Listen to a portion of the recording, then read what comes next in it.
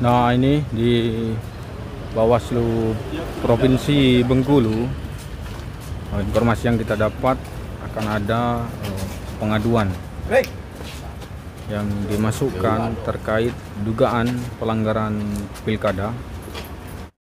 Ayat 1 dan ayat 2, setiap calon maupun timnya tidak boleh membagi-bagikan uang kepada setiap warga negara Indonesia. Nah, setiap warga negara Indonesia ini kan tidak ada pengecualian, baik itu anak-anak, ya kan, orang gila maupun atau orang yang tidak waras maupun juga orang dewasa.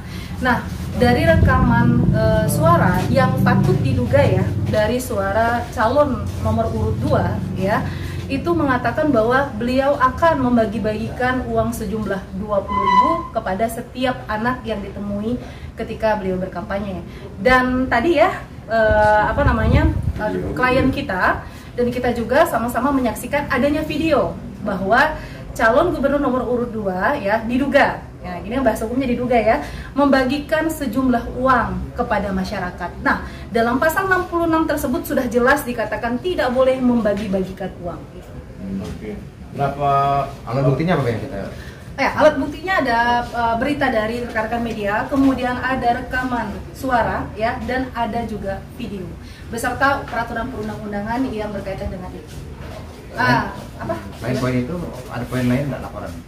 Mungkin akan menyusul lagi ya poin-poin lainnya dalam keterlibatan ASN ya Bang ya, ASN dan ada juga pihak lain, patut diduga pihak lain juga yang sebenarnya tidak boleh terlibat dalam kampanye, dan itu insya Allah akan segera dilaporkan dan kami dari tim hukum juga akan mendampingi. Jadi bagi masyarakat yang merasa misalnya ada pelanggaran terhadap tindak pidana pemilu, takut untuk melaporkan, tim hukum dari Helmi Mian ataupun kami dari Kantor Hukum Anastasia Pasi siap membantu mendampingi masyarakat yang ingin melaporkan ke Bawaslu.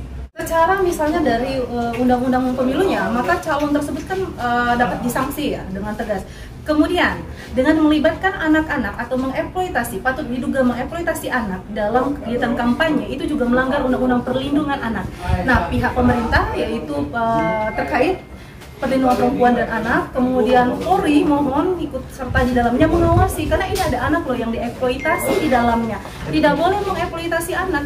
Karena apa? Patut diduga dengan memberikan uang 20.000 kepada anak itu kan mempengaruhi nantinya, mempengaruhi orang tua, mempengaruhi pamannya, mempengaruhi orang sekitarnya untuk memilih beliau, sedangkan undang-undang melarang itu.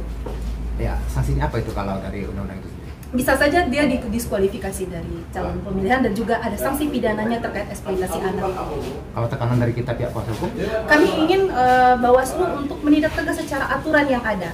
Dan nanti juga kami meminta mendesak Polri juga untuk ya turun dalam eksploitasi anak ini tadi, dugaan eksploitasi anak. Peduli demokrasi. Jadi mau melaporkan ada dugaan tindak kecurangan dari paslon 02 yang diduga oleh kandidat langsung. Kita ingin semuanya bersih.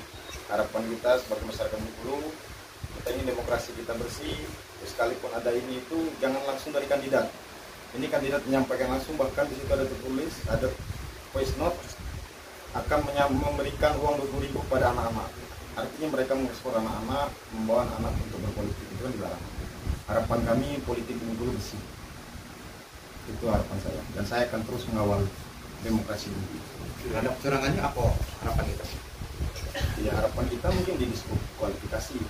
Laporan yang disangkakan ini kan arahnya ke pidana ya. Ada bagi-bagi uang ya, kira-kira begitu. Yeah. Maka kemudian kami kan nanti dalam menilai itu kami tidak sendiri, ada Gakumdu. Jadi kami nanti akan bersama Gakumdu, ada kejaksaan, ada kepolisian, dan ada Bawaslu yang kemudian akan menilai laporan ini dalam kajian. Tenggang waktu berapa hari untuk penyelesaian kasus ini? Kalau kasusnya kan begini, ada kajian awal dulu 2 hari, nanti terpenuhi belum? Kalau belum terpenuhi, ada perbaikan lagi nanti. Kami akan memberikan 1 hari, kemudian pelapor memperbaiki 2 hari, kemudian dilaporkan lagi. Nah, setelah itu baru kami melakukan kajian. Kajian itu berupa apa? Klarifikasi, pemanggilan terlapor, kemudian kami akan minta bukti dan keterangan ahli begitu. Termasuk waktunya 5 hari. Termasuk memanggil yang diduga melakukan money politik gitu ya? Ya kan nanti ada pelapor terlapornya. Kalau kita hanya punya waktu setelah nanti laporan ini terregister ya, kuncinya laporan ini terregister. Kalau belum memenuhi syarat, maka kami akan kembalikan sehingga memenuhi untuk terregister. Kalau tidak terregister ya tidak bisa kita tindak lanjuti. Maka kemudian nanti kita penuhi dulu, ya kan, minta dipenuhi formulir materialnya, baru kemudian diregister. Setelah diregister maka kita punya waktu 5 hari. Gitu. Untuk melihat register itu bisa di online ya, bisa di web. Nanti kita kan selalu sampaikan ke pelapornya, kita sampaikan, oh ini sudah diregister, udah kita langsung kita berikan begitu. Tapi proses menuju ke sana lagi-lagi ini pembahasannya dengan Gakumdu. Gakumdu ya.